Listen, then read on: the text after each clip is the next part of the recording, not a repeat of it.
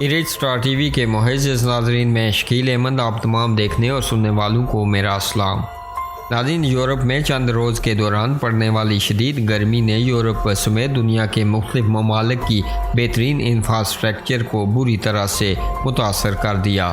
شدید گرمی کی وجہ سے گھروں کی چھتیں، سڑکیں اور ٹرین کی پٹریاں پگھل گئی۔ برطانیہ میں پارہ 40 ڈگری سینٹی گریڈ تک پہنچنے کے باعث لوٹن ایئرپورٹ کے رن وے کا ایک حصہ شدید متاثر ہوا، لیکن خوش قسمتی سے ایک طیارہ بحفاظت لینڈنگ کر گیا۔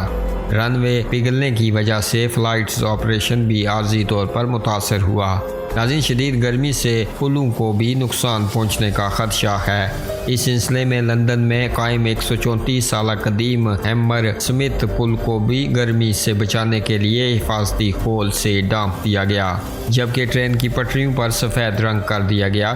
دوسری جانب چین بھی گرمی کی لپیٹ میں ہے اور شدید گرمی کی وجہ سے چین کے 34 شہروں میں ریڈ الرٹ بھی جاری کیا گیا ہے۔ ناظرین، چین کے شہر چونگ کنگ میں قائم ثقافتی میوزیم کی چھت بھی گرمی سے خراب ہونے کا انکشاف ہوا ہے۔ خبر رساں ادارے کے مطابق 2022 کے موسم گرما میں دنیا کے کئی ہوائی اڈوں اور فضائی کمپنیوں کی جانب سے پروازوں کو منسوخ کیا جا چکا ہے۔